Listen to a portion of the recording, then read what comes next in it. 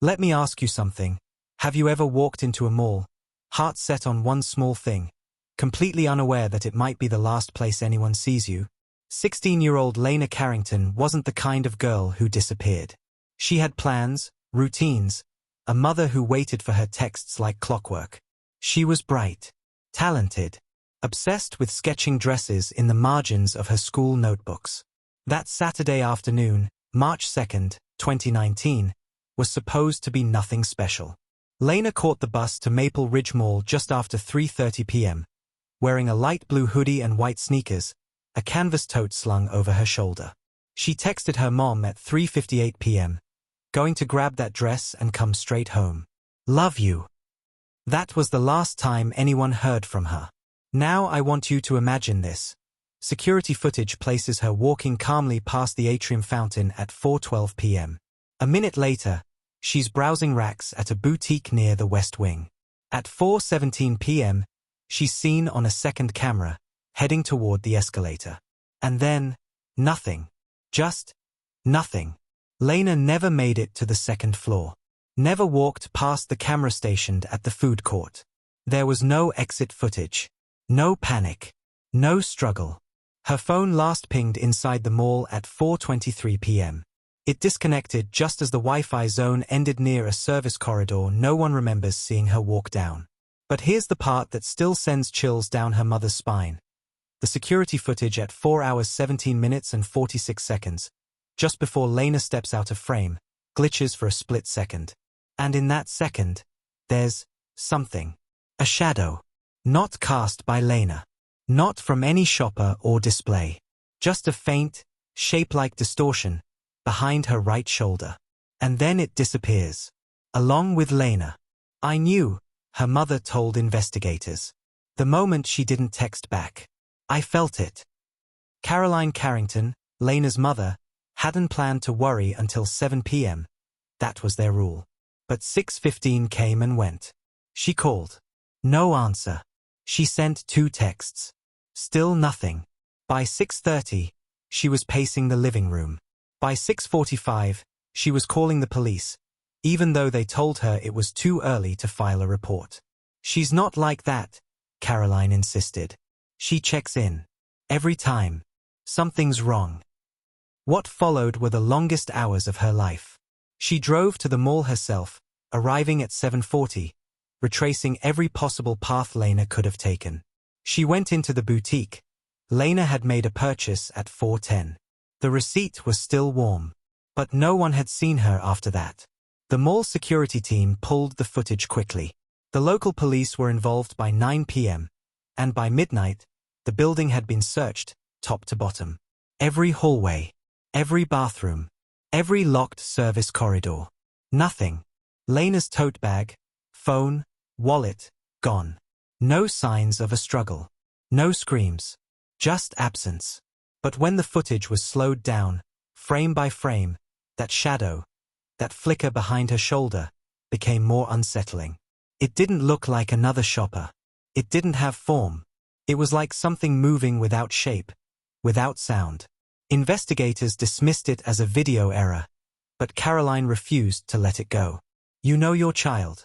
You know when they're afraid, even if the fear hasn't hit them yet. I saw her face in that video. She knew. Right before she vanished, she knew something was behind her. By sunrise the next morning, the town of Maple Ridge felt like it had lost a daughter. Flyers with Lena's face, her bright smile, her hand-drawn tattoo on her wrist, were taped to every storefront and bus stop. The mall had opened late, cleared for police and K-9 searches. Her friends from school showed up in groups, red-eyed and shaking, holding cups of coffee they couldn't drink. We kept thinking, said one of her classmates, that she'd just come walking through the parking lot like nothing happened. That she'd laugh and say it was all a mistake. But the hours dragged on. And Lena didn't come home. Volunteers canvassed the woods behind the mall, searched abandoned kiosks, checked dumpsters, rooftops, even the creek that ran behind the delivery docks. But there were no clues. Not even a broken shoelace. Nothing. By the second day, search and rescue teams were flown in.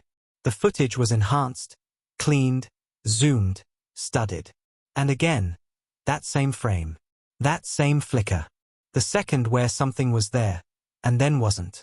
Investigators started asking about Lena's mental health, her relationships, whether she had reason to run. Her best friend MIA pushed back hard. She didn't run, she told local news. Lena wouldn't do that. She had dreams. She had a sketchbook full of designs she wanted to sell. She had people who loved her. Her mother kept the porch light on every night, just in case Lena was trying to find her way home. By the end of the third day, a leaked clip from the mall's security footage began circulating online. It was only 12 seconds long. Lena, walking calmly down the tiled corridor, her hoodie bouncing gently with each step. And then, just as she reaches the edge of the frame, the screen glitches. A strange pixel smear appears behind her, like a ripple of darkness in motion. For a moment, it almost resembles a human figure. Then it dissolves. The clip went viral overnight. Thousands of comments flooded social media. Some called it a video error. Others said it looked like a person in a cloak. A few even claimed it was supernatural. Hashtags like #FindLena and #ShadowAtTheMall began trending. But for Caroline, Lena's mother, it was like watching her daughter disappear in slow motion, over and over again. "They're turning my child into a ghost story," she said in a quiet press interview. "She's not a myth. She's my baby." Local police urged the public to stay grounded. "There's no evidence of foul play," one detective said at a press conference. "We're not ruling anything out, but please don't feed conspiracy theories." But the theories grew louder. A popular true crime podcast covered Lena's case, framing the glitch as evidence of a hidden figure. TikTokers started filming reenactments of Lena's last walk, pointing out light reflections and energy shifts in the frame. It became a spectacle. But to Caroline and the people who knew Lena, it was a cruel distortion of reality. "The real story," her uncle posted, "is that a smart, beautiful girl walked into a mall and never walked back out. And no one saw what happened. That should terrify all of us." 4 days after Lena vanished, a former mall maintenance worker reached out to authorities after watching the footage online. He'd worked part-time doing overnight cleaning shifts and remembered something odd about the hallway Lena was last seen approaching. The one that led toward a service corridor few people ever used. "There's a door there," he said, "but it doesn't show up on the public map. It leads into a storage annex and then down to the lower mechanical level. Old stairs. No cameras. I've always thought it should have been locked." Detectives returned to the mall with the tip in hand. At 2:14 p.m. on March 6th, officers used a master key to open the gray metal door. What they found inside wasn't a crime scene. But it wasn't nothing, either. There were faint footprints in the dust. Small, light ones, consistent with Lena's size. A smudge on the wall. And near the base of the stairwell, tucked against a utility box, was something unmistakable: Lena's sketchbook. It had her name written in tiny cursive on the front flap. Inside were pencil drawings of dresses, floral patterns, abstract designs, and one unfinished page with a single phrase scribbled repeatedly in the margins. "It's following me." Over and over again. "It's following me." The paper was torn at the corner. The edges were smudged, like they'd been handled in a rush or in fear. Caroline was called to identify it.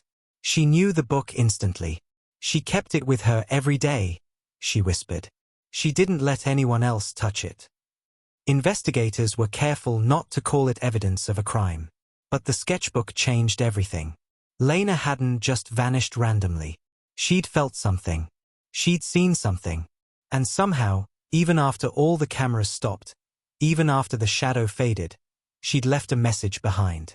The moment news of the sketchbook spread, something changed. It wasn't just a missing person case anymore. It was Lena's voice, reaching out from wherever she was, scribbled on paper, trembling in pencil strokes. "It's following me." 3 words. Simple. Terrifying. Repeated dozens of times, like she was trying to convince herself it wasn't real, or maybe warn someone before it was too late. Experts tried to interpret it. Was it a person? A fear? A symptom of anxiety? Caroline didn't think so. Lena wasn't afraid like that, she told reporters.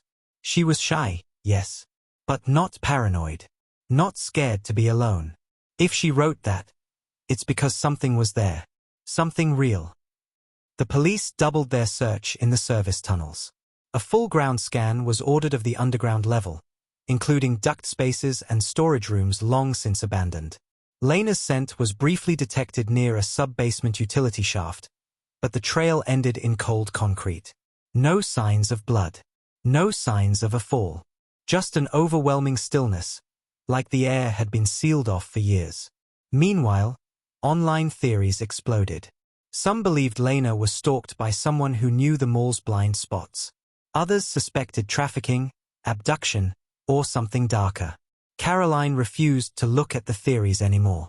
She focused instead on every message Lena had ever left, every sketch, every journal entry, every moment she could hold on to. She left that sketchbook because she knew no one would hear her scream, she said quietly.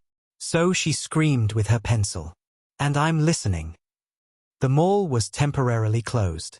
A candlelight vigil formed in the parking lot, where students left flowers and handwritten notes, and someone wrote in chalk, "You are not forgotten, Lena. We hear you." A week after Lena vanished, just when the trail seemed cold again, a woman came forward. Her name was Maribel Ortiz, 32, a single mother of two, who'd been working a double shift at the mall's cleaning crew that night. She hadn't spoken up earlier, she explained, because she thought maybe what she saw was a dream. But when she saw Lena's sketchbook on the news, something clicked. It was about 10 minutes after closing, Maribel told detectives. I was cleaning near the freight elevator by the West Wing. I heard something. Light footsteps. Like someone running, but softly. I looked down the hallway, and I swear to you, I saw her. Lena. Alone. Running down the hall. Looking over her shoulder. Her face pale. Her hands clutching something against her chest. But that wasn't the part that haunted Maribel. She looked terrified, she said. And then I saw. I don't know. I can't say it clearly. Something behind her. Not right behind. Just following. No footsteps. No breathing.